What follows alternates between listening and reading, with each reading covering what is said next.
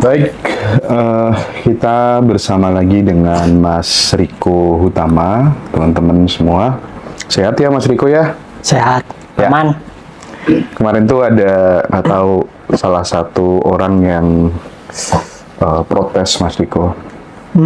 Protes ketika kemudian kita diskusi tentang semua adalah wajah Tuhan gitu. Nggak terima gitu kan. Ya sebelum ngetik panjang-panjang langsung aku blok aja gitu nomornya gitu kan. Aku pengen mulainya dari sini sih, tentang semuanya adalah wajah dari Tuhan gitu ya. Ini penting untuk kemudian di breakdown secara lebih mendalam lagi Mas Riko, supaya kemudian teman-teman itu paham secara komprehensif gitu. Tuhan itu apa, ketuhanan itu apa gitu. Silakan Mas Riko. Oke. Jadi gini, kayak laut itu kan air kan. Jadi ibaratkan ketuhanan atau kesadaran itu adalah lautan atau air. Kemudian ombak itu kan berarti adalah fungsionalitas dari air kan, gerakan kan. Gerakan dari air. Artinya ombak adalah ekspresi dari air kan, bentuk dari air. Nah, apa yang disebut sebagai tanpa bentuk adalah airnya atau lautannya. Artinya, secara garis besar berarti ombak adalah wajah dari laut, ya kan? Semua ombak, bukan salah satu, tapi semua ombak. Artinya semua. Nah, ketika kita paham bahwa segala sesuatu adalah wajah Tuhan atau gerakan dari kekosongan atau gerakan dari kesadaran, maka ya tidak ada satupun yang bukan Tuhan. Semuanya Tuhan. Bahkan sesuatu yang kita anggap itu adalah buruk atau secara ranah pikiran kita anggap hal negatif, itu juga salah satu ekspresi dari ketuhanan. Karena tidak ada satupun yang bukan Tuhan. Itu kan gampangnya kan gitu kan. Kalau kita bilang bahwa ada sesuatu yang bukan wajah Tuhan, berarti Tuhan tidak esa. Ya kan? Gampangnya kan gitu. Berarti semuanya adalah wajah Tuhan. Atau kalau misal di ajaran Tantra itu seringkali bilang gini. Jadi dunia seisinya manusia, hewan, tumbuhan, terus batu, terus apapun, gunung, dan apapun itulah. Seluruh semesta adalah bentuk mimpi dari ketuhanan. Jadi ketuhanan yang sedang bermimpi membentuk fenomena seperti sekarang. Jadi semua yang tampak maupun yang nggak tampak adalah ekspresi dari ketuhanan. Oke. Berarti nggak salah dong kalau kemudian ada yang mengatakan bahwa kalau di konsep Islam kan kemanapun engkau menghadap disitulah wajah Tuhan, gitu ya Mas Riko? Benar, itu Rumi kan yang bilang. Rumi ya, Nah, iya kan Rumi. benar kan? Iya. Kemanapun engkau menghadap disitulah wajah Tuhan. Wajah Tuhan, kemanapun, mau itu sampai ngadep ke Joko, mau itu ngadep ke Mas Tayyip, Amrosi ya sama aja. Apa sih? Oh, Rosi, omnya Mas Hendra. Tapi ngomong-ngomong ya soal Tuhan, ini kan kita kalau bicara Tuhan kan nggak lepas dari yang namanya keyakinan, gitu ya, Mas Riko ya. Kira-kira Tuhan yang dipahami Mas Riko itu kan yang jelas kalau aku selama ini wawancara kan nanggepnya kan beda sama Tuhan yang dipahami oleh sebagian banyak orang gitu. Ada yang memahami bahwa manifestasi dari Tuhan disebut sebagai sosok yang tercerahkan yang bernama Yesus atau Isa gitu kan. Yesus namanya Tuhan Yesus kalau teman-teman di Kristiani gitu. Tapi kemudian ada juga yang mendebat gitu loh, kalau kemudian Tuhan yang dianggap sebagai Yesus itu dianggap sebagai Tuhan, bisa nggak dicek dia lahirnya di mana? Jangan-jangan lahirnya di bumi gitu loh. Mana mungkin kemudian Tuhan lahir pada suatu tempat yang mendahului keberadaan Tuhan itu sendiri gitu. Nah, itu gimana Mas Riko? Oke, jadi gini. Jadi konsep dualitas pertama itu kan baik dan buruk kan, positif negatif kan. Jadi ada dualitas yang lebih dalam, yaitu tentang aku dan bukan aku, atau Tuhan dan ciptaan, atau pencipta dan ciptaan. Itu dualitas terdalam. Nah, ketika ada aku dan bukan aku, otomatis ada rasa tidak aman. Kita akan melindungi diri. Jadi ya tinggal disadari. Jadi ini agak-agak tricky memang. Ya ketika kita, intinya gini, intinya semua apapun yang kita tahu tentang Tuhan itu adalah konsep. Cobalah ketika semua konsep disadari sebagai konsep, yang tersisa kira-kira apa? Nggak ada apa-apa. Nggak ada apa-apa kan? Makanya Gautama seringkali bilang ketuhanan adalah kosong. Jadi ketika sampean menganggap bahwa karma itu konsep, terus Tuhan itu konsep, jiwa itu konsep, reinkarnasi konsep, samskara konsep, samsara konsep, apapun konsep, yang tersisa adalah nggak ada. Ketika sampean nggak terlalu banyak memikirkan sesuatu, sampean hening.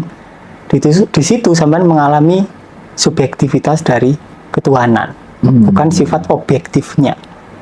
Jadi semuanya adalah wajah Tuhan, gerak dari ketuhanan tanpa terkecuali, meskipun itu adalah hal yang buruk.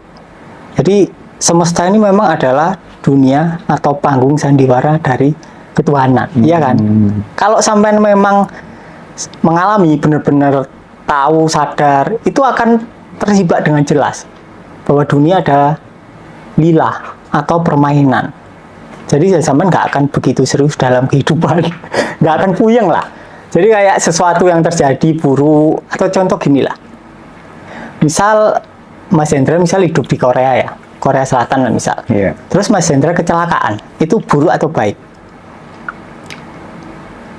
Buruk baik bagi siapa? Bagi Mas Hendra lah, waktu itu. Buruk lah. Buruk kan?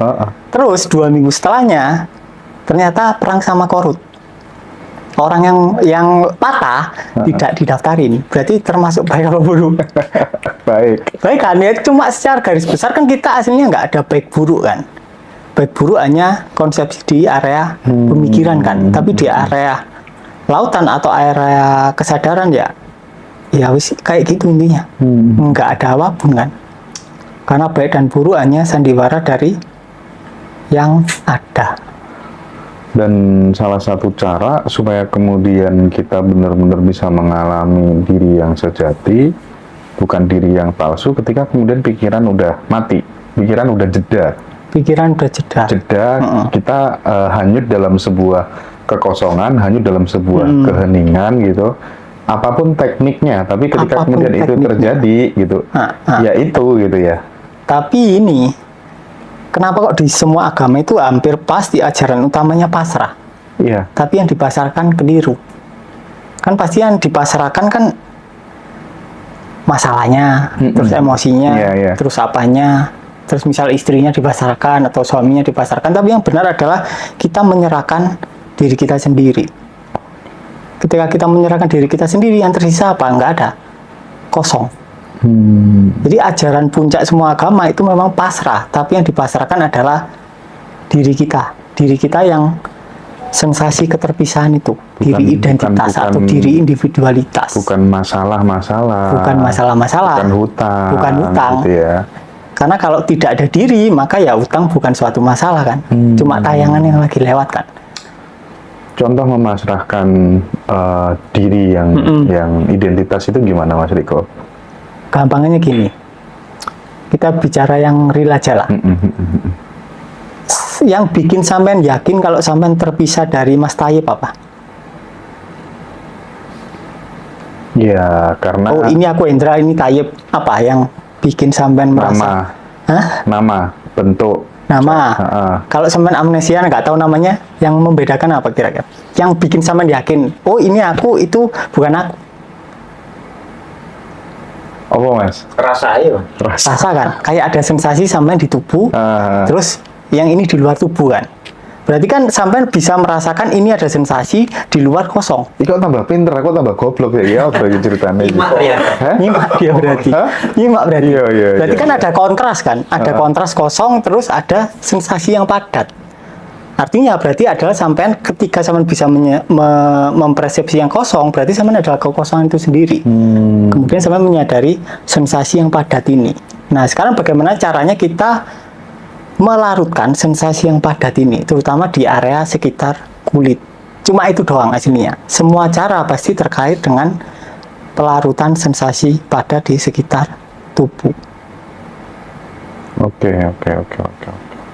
Nah, ini nih Mas Riko, aku tuh kebetulan udah lama ya mau tanya ini tuh agak sungkan gitu kan. Ini pertanyaan banyak teman-teman karena Mas Riko itu kan kemana-mana, jadi ketika kemudian teman-teman ngasih testimoni segala macam itu, salah satu narasumber yang disebut keren itu Mas Joko, itu Mas Riko, salah satu ya, salah satu yang paling keren ya dari sekian yang hadir di Ngaji Roso itu Mas Riko gitu. Ini pertanyaan bagi teman-teman yang baru belajar, itu rata-rata yang baru belajar loh ini ya. Mas Riko tuh agamanya apa gitu ya. Jadi aku tuh pengen tanya, yaudah aku nanti tanya dong kira-kira di KTP itu agamanya apa gitu kan ya. Gimana Mas Riko kalau teman-teman banyak yang penasaran dengan agamanya Mas Riko tuh apa gitu. Apa sih Mas agamamu Mas? Di KTP. Di KTP. KTP ku baru hilang minggu lalu.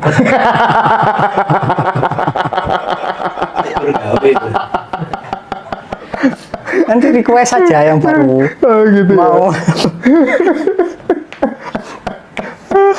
KTP-nya hilang ya teman-teman. Tapi kalau secara KTP ya Islam sih. Islam ya KTP ya. Oh ada yang nebak kejawen agamanya kan?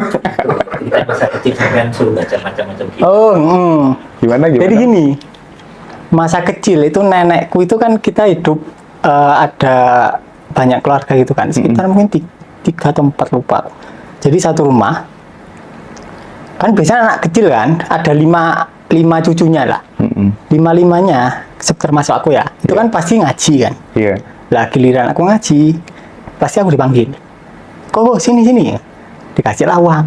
Waktu itu 100 perak udah banyak kan. Ini jajan-jajan cilok aja, nggak usah ngaji gitu. Atau mancing-mancing wis bebas sama cakmat gitaran. Nggak usah ngaji gitu. Nggak usah ngaji. Sama cakmat gitu loh. Ya usah aku manut kan. Wah, oleh jajan rek lumayan rek. Kan gitu kan, anak kecil kan gitu kan. Iya. Nah, sebagai gantinya aku disuruh dikasih kayak Al-Qur'an tapi ada terjemahannya. Baca terjemahannya aja, nggak usah Arabnya. Percuma kamu tahu Arabnya tapi nggak terjemahannya, itu percuma kok gitu. Terus dikasih Genesis, terus dikasih Injil. Ya itulah pokoknya. Itu siapa yang ngasih? Nenek? Nenek. Oh, keren amat ya neneknya ya. Nenek Punya Injil juga. punya Jangan aneh. Injil yang Itu orang mana neneknya? Mas? Solo? Jogja. Orang Jogja. Oke. Terus gimana? Apanya? Ketika dikasih Injil, terus baca terjemahan, terus kelanjutan ceritanya gimana? Iya tak baca. Ya tak baca waktu itu ya paling apa ya, lewat pikiran doang ya, nggak nyantol gitulah. Tapi ya dibaca terus. Soalnya kan kalau kita baca terjemahannya itu kisahnya bagus-bagus aslinya. Kayak seru lah. Baca kitab itu menurutku hal paling seru sih. Karena kisahnya itu bagus-bagus. Kayak misalnya di Al-Quran nyeritain Nabi Ibrahim, terus nah banyak lah. Terus di Injil nyeritain paling ya Yesus kan, Abraham. Terus di Genesis ya terkait Abraham sih. Terus Buddha ya paling yang paling susah hasilnya kitab Buddhis. Terus terang, Heart Sutra, Diamond Sutra itu gak mudeng aku. Sampai SMA baru, oh ternyata gini. Soalnya kan bukan berupa cerita kan, tapi berupa kayak sutra-sutra yang itu apa ya, langsung gitu loh. Langsung dan kayak ya ini dipraktekkan. Tapi kalau di kitab lain kan itu kan kayak puisi kan, prosa kuno kan. Prosanya bagus, memang bagus, tapi kayak apa ya, berupa hikayat ya memang. Iya, hikayat. Kayak kita dikasih cerita terus disuruh ngambil hikmahnya apa gitu, disuruh mikir.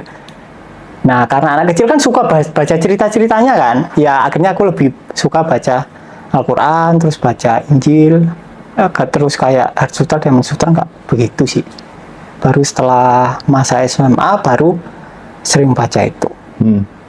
Ketika kemudian literasinya dari remaja kan udah apa tuh namanya lintas kitab suci gitu ibaratnya gitu. Terus kemudian pada saat mungkin dulu kan pernah mengkomparasikan, terus kemudian ngambil sebuah konklusi gitu.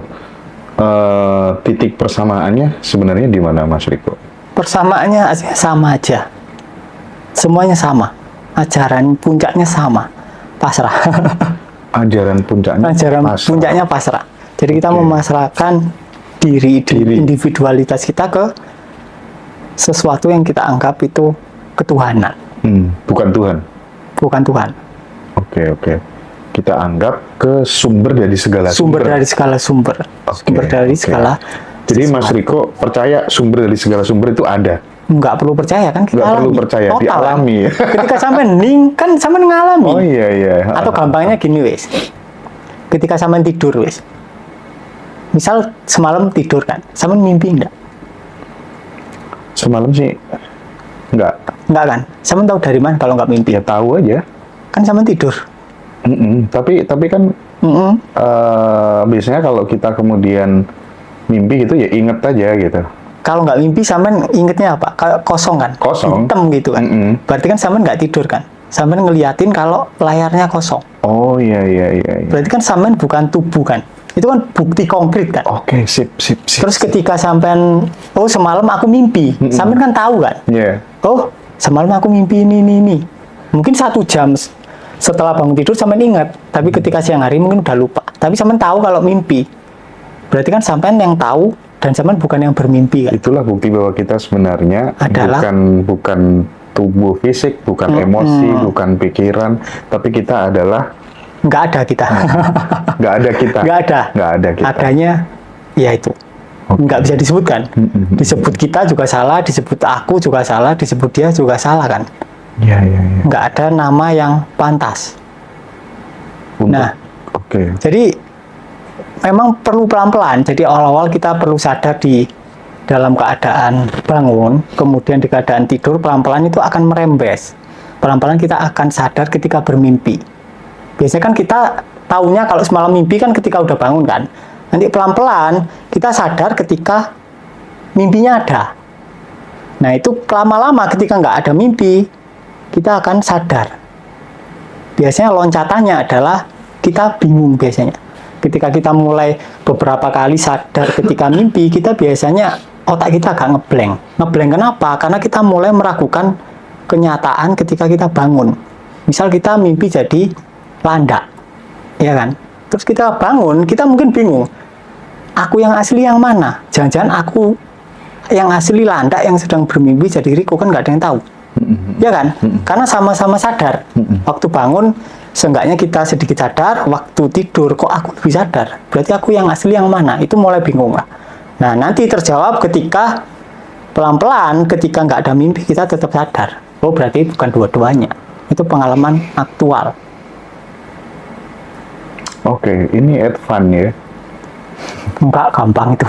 Enggak serius, ini advance sih kalau menurutku. Jadi karena bukti bahwa kemudian ini advance ya nggak semua orang kemudian ngeh ya Mas Joko. Jujur kan memang kenyataannya seperti itu. Loh iya.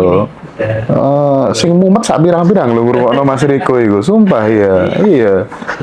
Nah, apa sih tipsnya dari Mas Riko gitu ya? Sampai-sampai kan gara-gara saking mumetnya itu orang-orang kayak Pak Tris itu wis lah mending aku privat aja lah sama Mas Riko gitu kan ya. Teman-teman kan banyak kan yang wis lah aku daripada bingung-bingung gitu, daripada misalnya ikut kelas banyak orang. Kayak yang tanggal berapa di Bandung? 19 Januari. Tanggal 19 Januari gitu ya. Jadi teman-teman yang bener-bener mumet gitu, wis mending aku privat aja sama Mas Riko. Tapi hasilnya mantap sih setelah privat memang dari testimoninya Pak Tris. Aku kan sekarang kontak terus sama Pak Tris gitu kan ya. Iya. Iya sih. Jadi apa tipsnya dari Mas Riko pada saat teman-teman itu kayaknya belajar spiritualnya tuh baru dari sisi basic gitu Mas atau intermediate. Kalau Mas Riko kan langsung melepaskan semua keinginan dan lain sebagainya gitu. Dan menurutku sih dua-duanya kok bener gitu Mas Riko. Artinya gini, kita kan yang baru belajar misalnya kayak aku gitu kan. Aku misalnya kalau pengen apa-apa gitu kan, aku pengen percaya terjadi gitu kan. Sering-seringnya kan kayak gitu. Nggak tahu ini salah apa enggak ya. Tapi di suatu momen ketika kemudian aku melepaskan, membuang semua keinginan itu justru malah ya semuanya jadi lebih mudah gitu. Artinya kan yang dulu itu juga benar, yang ini juga benar gitu. Nah, di fase teman-teman yang belum bisa mengalami melepaskan semua keinginan segala macam itu tipsnya dari Mas Riko gimana? Mirroring. Mirroring. Gampang sih kalau kalian mau mirroring tuh gampang lah. Jadi ada teman kita ya, Om Hari Bekasi ya. Iya. Jadi itu kita udah temenan itu dari 2016. Kita ada grup kan sama Om Joko, banyak lah, ada 200-an orang lah. Dari 2016 sampai 2022, dia itu baca bukuku berulang kali, tapi nggak paham. Prakteknya itu kayak agak kocak, agak salah gitu lah. Kayak agak salah kaprah gitu lah. Kemudian istrinya yang nggak tahu apa-apa tentang kesadaran, dia mirroring sekali doang. Dan tahu lebih sadar daripada suaminya waktu itu, Sama ini bersejiwa loh. sama berjiwa. Jadi dia belajar mirroring kemudian berjiwa. Memang yang lebih gampang untuk sadar itu memang lewat seks, karena manusia lahirnya lewat seks kan. Nggak mungkin Om Joko bapak ibunya lagi main dakon terus Om Joko berojol kan, ya nggak mungkin kan. Jadi lewat seks itu menurutku jalur paling mudah sih. Karena apa? Karena kita lahir dari seks, tentu saja sel kita kan berarti asalnya adalah dari sel seks kan. Sperma gabung sama ovum. Kemudian jadi sel seks, diploid kan. Kemudian itu membelah diri. Kemudian berdiferensiasi, berspesialisasi, membentuk semua organ dan jaringan kan. Akhirnya muncullah tubuh fisik ini. Tapi secara esensial, tubuh kita masih esensinya sel seks kan. Artinya, kalau kita masih ada dogma bahwa seks itu adalah hal yang kotor, berarti kita sedang melawan tubuh kita sendiri. Akhirnya ya wes, pasti menderitalah kita. Jadi, salah kaprahnya gini Mas Hendra biasanya. Kita mengira kalau masyarakat itu mengira kalau menikah, sebuah surat nikah itu bisa melunturkan dogma seks yang tertanam puluhan tahun di kepala, padahal enggak. Surat doang nggak bisa ngelunturin. Jadi banyak orang setelah nikah dia tetap memandang seks itu sebagai hal yang kotor. Bahkan kebanyakan orang beranggapan bahwa setelah menikah kalau tanpa seks itu alim lah orang. Itu kan agak aneh kan? Jadi memang kita perlu suatu cara atau teknik untuk meruntuhkan dogma seks, terutama bagi kalian yang sudah nikah. Kalau belum nikah, it's okay lah. Memang terkadang perlu kan. Karena kalian masih remaja, mungkin kalian belum tahu apa yang kalian akan lakukan, daripada kalian terjerat di free sex, lebih baik kalian kena dogma. Tapi setelah kalian menikah ya, alangkah lebih baiknya kalau kalian melepaskan dogma seksual kan. Jadi kehidupan kita jadi lebih bebas. Nah ketika dogmanya bebas, kita akan lebih sex free. Beda sama free sex ya. Sex free ya. Oke. Bedanya apa Mas? Kalau free sex itu kan kita rentan ganti-ganti pasangan kan. Tapi kalau sex free kita itu seksnya total. Oke, seksnya total, kita tanpa dogma. Jadi ketika seks itu kita relax. Ketika kita seks relax, kita total. Seks yang awalnya itu nggak total.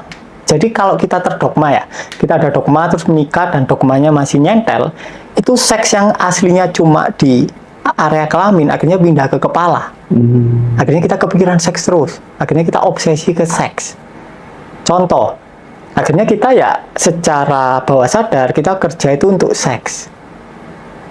Terus kita bisnis untuk seks, tahta untuk seks agar dapat seks yang lebih banyak atau yang lebih enak lah.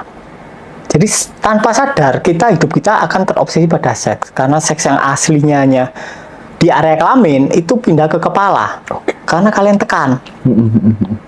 Karena ditekan, kalian anggap penis kalian, vagina kalian itu adalah benda asing yang tidak seharusnya ada di tubuh kalian. Akhirnya energi seks itu malah pindah ke kepala. Akhirnya kalian kepikiran terus. Tanda-tanda orang yang represi seksnya parah itu adalah ketika sampean ngobrol sama lawan jenis. Sampean nggak niat apa-apa nih, sampean ngobrol doang.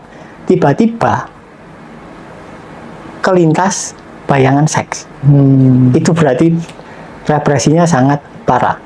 Dan hampir semua orang yang ikut di berjiwa itu mengakui ketika ada dogma seks, proses seperti itu terjadi. Bahkan Sinta juga itu ngalamin. Dia lagi ngobrol, ini dia masih SMA, dia ngomong sendiri. Dulu waktu aku masih SMA itu aku nggak ada niat apa, nggak ada pikiran apa-apa. Terus aku kan lagi guru nerangin kan. Tiba-tiba dia kebayang hubungan seks sama gurunya. Kan ya aneh kan?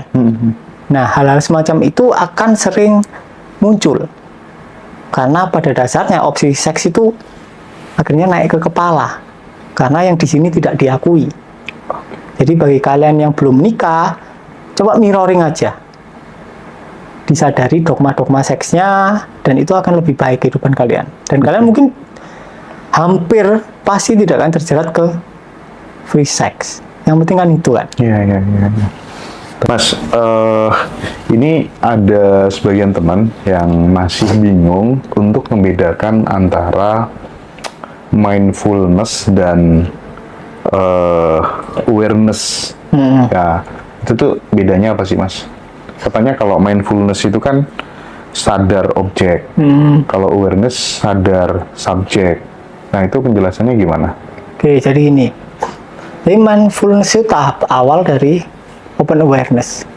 Mindfulness dulu, baru open awareness. Yang tertinggi itu sadar gitu ya. Oh, oke. Jelaskan dulu dari mindfulness dulu. Mindfulness. Tapi biasanya ketika kita terlalu lama di mindfulness, kita akan terjebak di berusaha sadar objek. Jatuhnya konsentrasi, capek. Iya. Capek. Fokus kan tetepannya. Capek, bener. Contoh, sampean mindfulness di area nafas, sampean berusaha menyadari nafas. Lama-lama capek. Karena sampean berusaha menyadari nafasnya, tapi tidak menyadari Mas, ya. ruang di mana nafasnya terjadi. Kayak nggak natural gitu, kayak dipaksakan gitu kan. Tapi wis lumayan sih aslinya. Lumayan. Iya, wis lumayan. Cuma kalau sampean praktekkan terus dan sampean tidak segera bergeser, ngeluh deh sampean. Iya. Jadi awal-awal kalau vipassana itu kan sambil menyadari nafasnya. Harusnya dia setingkat lagi naik, menyadari ruang di mana nafas terjadi. Menyadari ruang di mana nafas terjadi. Oke. Kalau di tantra itu ada 4 tahapan. Yang pertama kalian sadar nafas keluar dan nafas masuk. Yang kedua kalian sadar jeda antara nafas keluar dan masuk. Jadi 4 titik. Oke. Yang ketiga, kalian lebih memperhatikan jedanya dibandingkan nafasnya. Yang keempat, kalian sadar bahwa jeda adalah ruang. Bingung kan? Bingung, Mas. Itu perlu dipraktekkan dan itu agak lama. Aku praktek itu mungkin setahunan. Yang pertama dulu ya, alon-alon, Mas. Yang pertama, yang pertama sampean sadar nafas nih. Oke, keluar sadar masuknya nafas, kan. keluar masuk nafas, Ya. sampean sadari. Itu paling ketika kalian lakukan seminggu, itu kalian udah agak enakan. Yang pikiran kalian kemana-mana jadi agak nyatu lah. Turu ya luwih gampang. Turu lebih gampang. Kan? Nah, ketika itu sudah mulai terjadi, kalian sudah mulai rileks, kalian harus segera geser. Kalau kalian teruskan, itu tambah padat lagi nanti. Tambah parah nanti. Oke. Sip. Ini keren Nah, nih. Sumpah. kemudian tahap kedua, kalian sadari jeda antar nafasnya. Jeda antar nafas berarti di tengah-tengah pada saat kita nggak keluarin atau nggak menghirup nafas kan. Tapi bedakan antara menyadari jedanya dengan berusaha membuat jeda. Itu yang tricky. Yang bikin aku lama itu. Sampai setahun. Membuat jeda sama bener-bener jeda, jedanya. menyadari bener-bener jeda gitu ya. Karena kalau kalian membuat jeda, itu kalian buat-buat nafas kalian. Ketika kalian membuat-buat, kalian nggak akan sadar. Cuma seakan-akan sadar. Nah, pelan-pelan, kalian akan lebih memperhatikan jedanya dibandingkan nafasnya. Nanti pelan-pelan lagi, ruangnya akan tersadari bahwa jeda sebetulnya adalah ruang. Nah, ini gimana penjelasannya nih? Yang ketiga ini? Nggak ada penjelasannya. Jeda adalah ruang. Jeda adalah ruang. Itu harus praktek, nggak bisa dijelasin. Ini sama peripheral apa bedanya? Ketika kalian peripheral, kalian langsung ke open awareness. Ruangnya. Berarti ini masih di bawahnya peripheral. Kalau peripheral langsung ruangnya. Langsung ruangnya. Kita mengalami ruangnya gitu kan. Dan hanya perlu dibiasakan peripheralnya.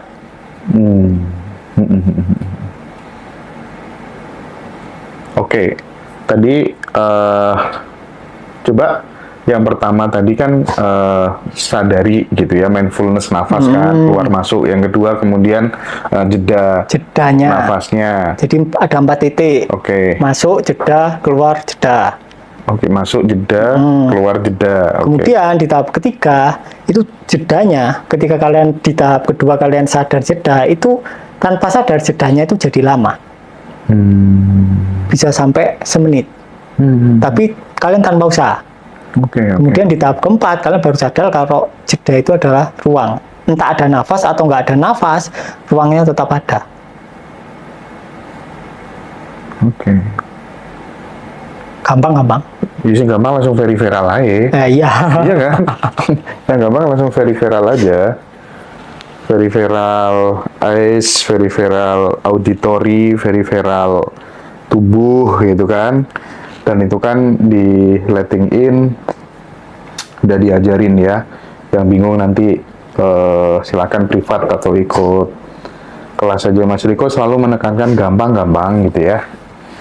Gampang beneran, nanti teman-teman pasti akan sampai pada satu titik semudah ini ya ternyata. Tak pikir biyen ruwibet gitu kan ya. Iya kan Mas ya? Iya. Gampang. Gampang. Oke, aku coba geser ke pertanyaan teman-teman. Assalamualaikum Mas Hendra, sehat? Alhamdulillah sehat. Boleh minta tolong detail pertanyaan, bagaimana caranya percaya penuh dengan semesta kalau kita itu nggak kerja, sementara kita udah di dogma kalau nggak kerja ya nggak makan. Terima kasih banyak sebelumnya Mas Hendra. Ini temen dari ini Bu sama Nur Aini mungkin ya. Jadi rumahnya kalau nggak salah di Jakarta lah ya. Gimana Mas? Oke, jadi gini, dogmanya masyarakat itu bilang bahwa kalau nggak kerja kita nggak dapat uang. Ya kan? Itu dogma utama. Dan banyak orang nggak kerja tapi uangnya banyak. Ya. Banyak juga orang kerja uangnya dikit. Oke, iya. Contohnya Bapak Joko. Ya. Atau inilah, tak ceritani dulu kisahku lah. Ini, kan aku jarang-jarang ceritakan. Jadi mamaku itu seneng banget beli strawberry Korea itu loh. Kalau di Bali di Pepito, kalau di Surabaya mungkin papaya. Kalau di mana itu? Di Malang biasanya di Superindo. Itu kan harganya 400-an kan. Mungkin zaman dulu 300-an, sekarang 400-an. Nah, karena aku anak pertanian, aku tahu itu harganya aslinya cuma 30.000.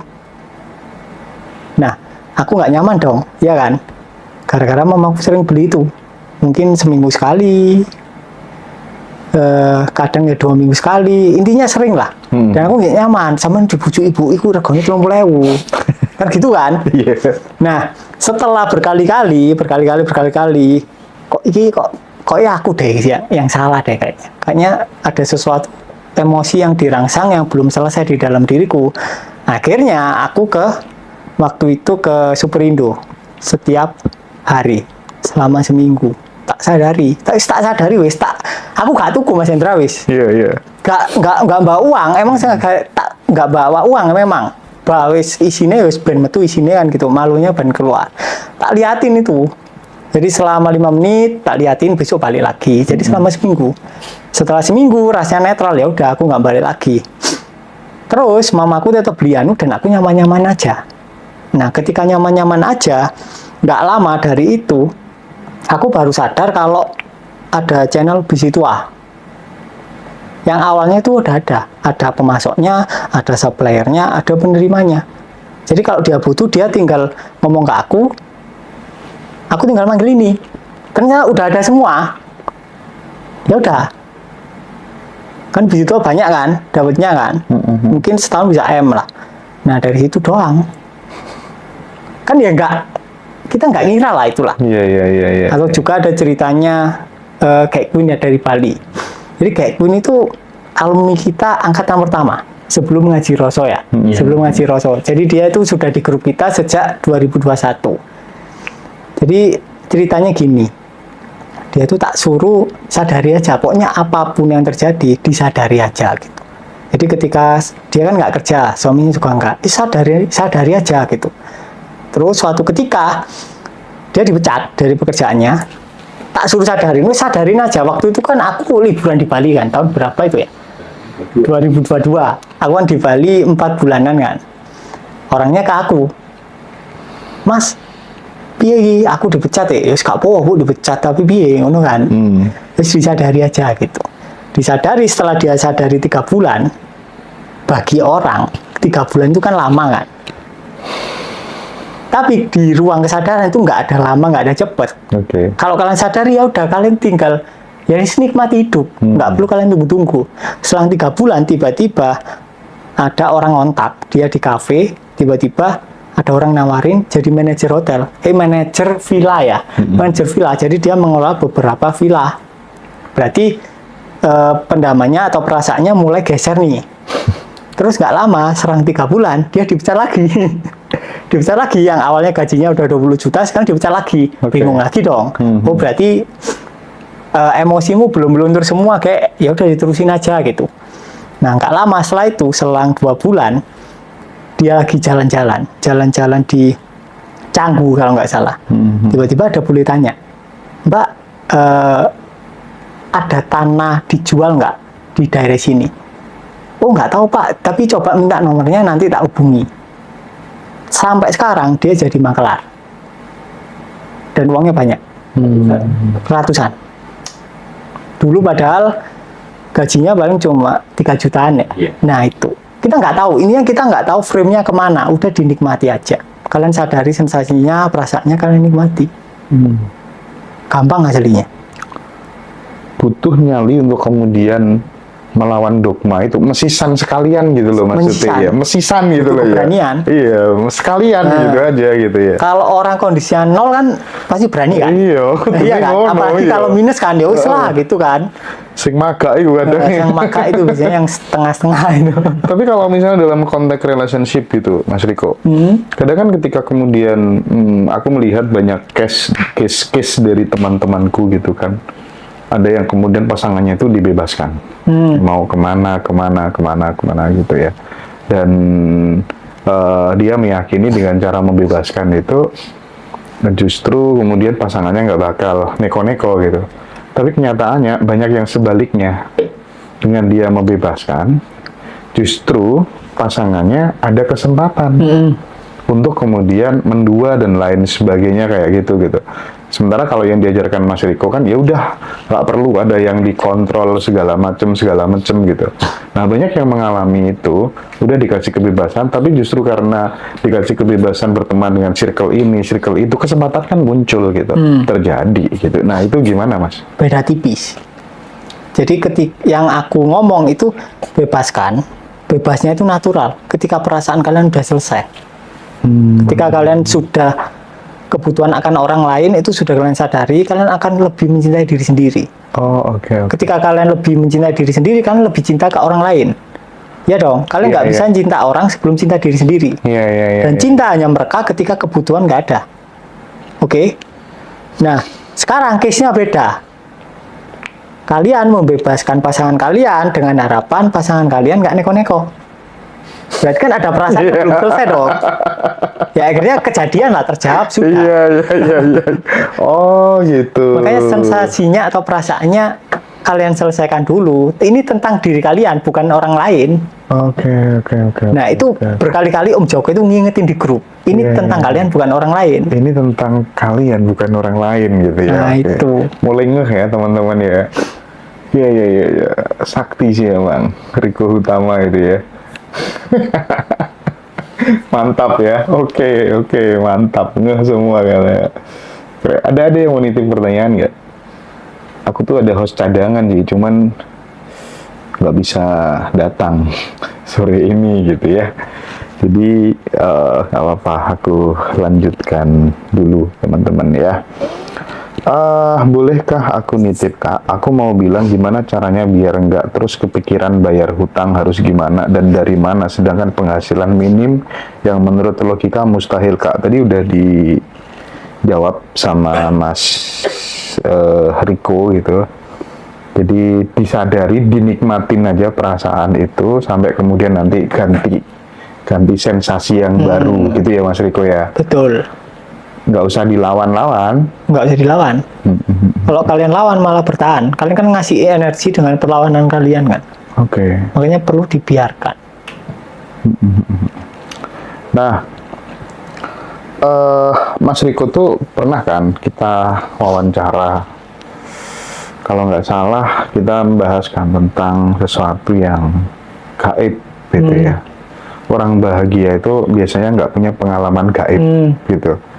Bener nggak Mas Riko gitu? tentang ini gimana? Apa kaitannya orang yang banyak masalah melihat sesuatu yang gaib-gaib gitu? Gimana tuh, Mas? Jadi gini,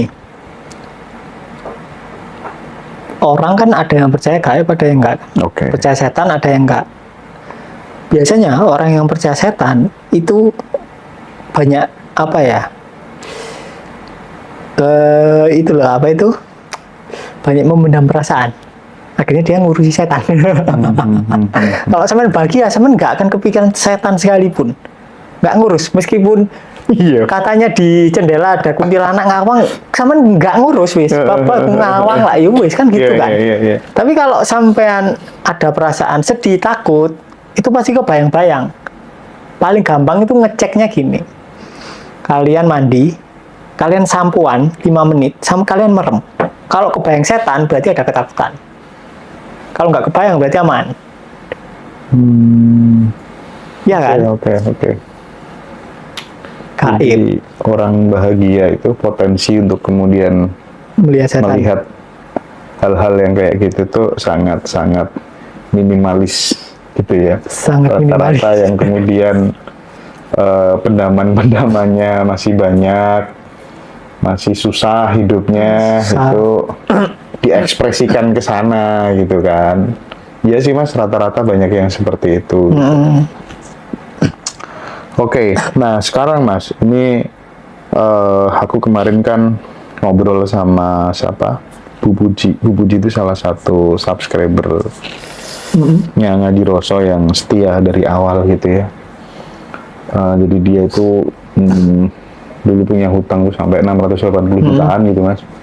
Dan dia nggak pernah ikut kelas. Sebenarnya ikut kelas itu ya perlu ya enggak gitu. Buktinya kayak Bu Puji itu cuma nonton aja, terus kemudian nerapin dalam kehidupan sehari-hari, dia bisa seperti itu gitu.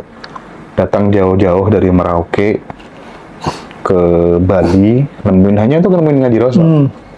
Ngucapin terima kasih aja. Semua bukunya Ngaji Roso itu dibeli, dibayar 10 juta gitu. Sisanya kasihkan ini beberapa tim gitu. Wah, teman-teman senang kemarin ya. Nah, salah satu obrolanku yang menarik dengan beliau itu kan banyak coach dalam pengembangan diri, trainer-trainer motivasi itu mengatakan kalau kamu anak minta sesuatu ke kamu nggak kamu turutin, itu sama dengan kamu memberikan sinyal pesan kepada pikiran si anak bahwa cari uang tuh susah dan lain sebagainya, dan itu membentuk mindset miskin gitu katanya gitu. Sementara banyak orang yang ketika kemudian menikah terus kemudian nggak berhasil dalam urusan rumah tangga, itu gara-gara terlalu dimanja sama orang tuanya waktu kecil, pengen ini pengen itu diturutin. Nah ini kan paradok nih, yang bener yang mana gitu. Dalam perspektifnya Mas Riko, kira-kira kalau kasusnya seperti ini gimana Mas? Nggak ada yang benar, Nggak nggak ada yang salah. Oke. Karena tiap pribadi unik. Jadi ketika sampean menerapkan, sampean nggak beliin anak sampean, hasilnya akan beda ketika Om Joko nerapin ke anaknya. Tiap pribadi unik. Karena tiap pribadi unik. Anaknya sampean mawar, anaknya Om Joko kaktus. Responnya beda ketika sampean nggak beliin. Yang kaktus dia tegar, oh nanti aku bisa beli sendiri. Iya, Mungkin yang mawar dia letoy, akhirnya miskin jadinya. Jadi respon tiap anak itu beda. Dan memang ya sudah skenario semesta, nggak ada yang salah. Nggak ada yang salah. Kalaupun dia memang nantinya jadi mental miskin, terus miskin, ya pasti nanti dia akan nemu-nemu sendiri lah. Wah, aku harus gini, pasti dia tahu sendiri nanti. Oke. Sip. Jadi apapun pilihan sikap yang diberikan oleh orang tuanya, ya nggak bisa terus kemudian hasilnya digeneralisasikan, tuh nggak bisa. Nggak bisa. Karena kepribadian, karakternya anak itu beda-beda. Beda-beda. Ya, gitulah. Intinya jangan terlalu serius sih, memang jalanin hidup ya Mas. Iya, main-main aja. Iya, main-main. Bersenda gurau. Iya, gitu ya. main-main terus tiba-tiba Main. punya 100 Bitcoin kan enak. Iya. Main-main kemana Mas Taib?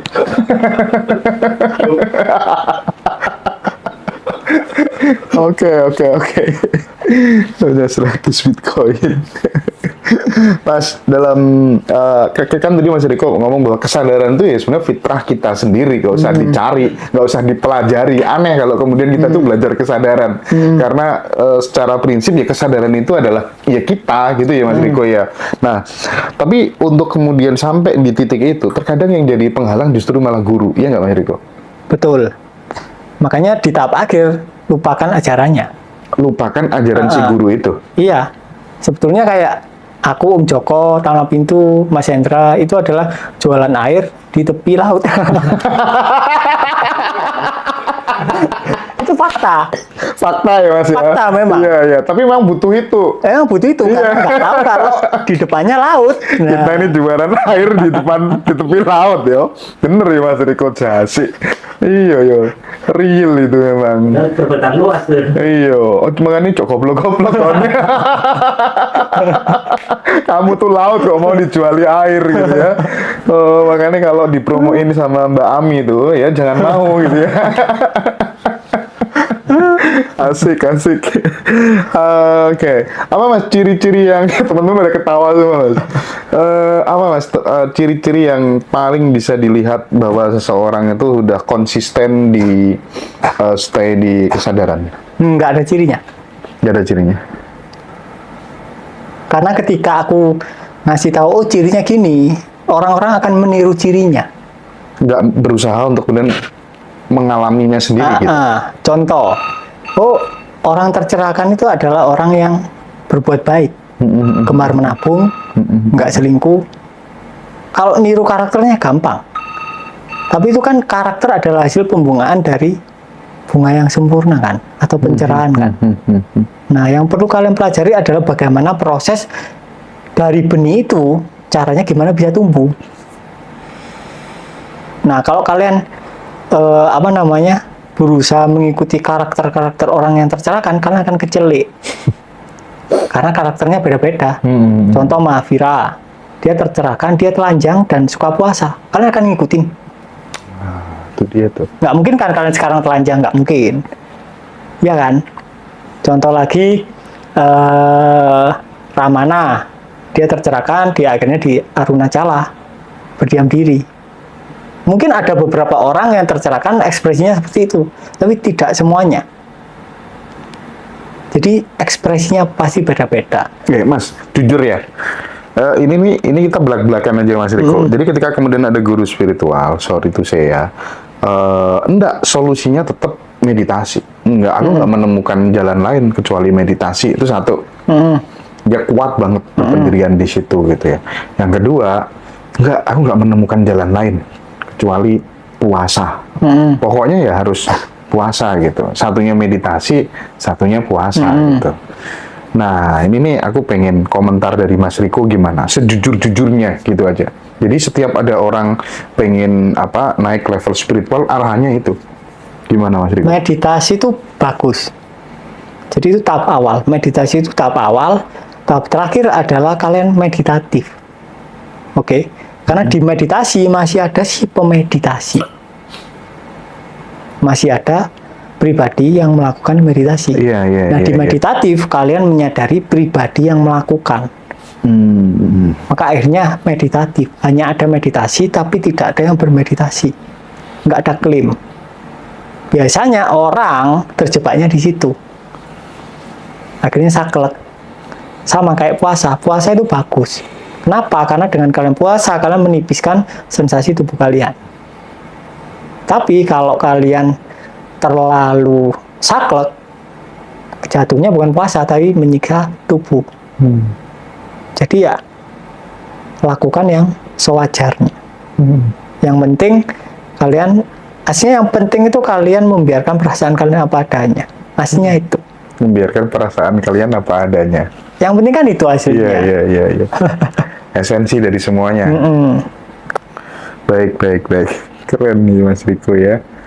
Aduh, jangan lupa ya, kita tanggal 19 teman-teman yang di Bandung. Nanti kita ngopi bareng, belajar bareng dengan Mas Riko, dengan Mas Joko, dengan Mas Hari yang rumahnya Bandung dan sekitarnya. Nanti teman-teman akan dipandu praktik langsung, dan sekali lagi nilai bergaining ya dari apa tuh namanya, treatment edukasi letting in kelas ini terletak pada di grupnya. Jadi teman-teman akan tanya apa aja akan dijawab, dan sekarang aku melihat muncul Riko Hutama baru di grup itu gitu. Jadi kayak copy paste-nya gitu. Teman-teman mengalami kemajuan yang sangat signifikan gitu ya. Oke. Satu pertanyaan di segmen ini, Mas Hendra tolong tanyain, misal kita mirroring nih, hasil akhir yang diharapkan dari mirroring itu seperti apakah? Oh enggak, ini udah tadi.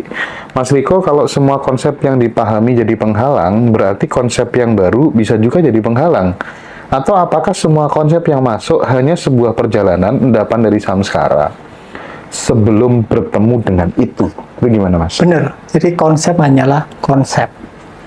Ketika kalian tidak terikat dengan konsep apapun, ya udah kosong kan, selesai. Mau apa kalian? Selesai kan.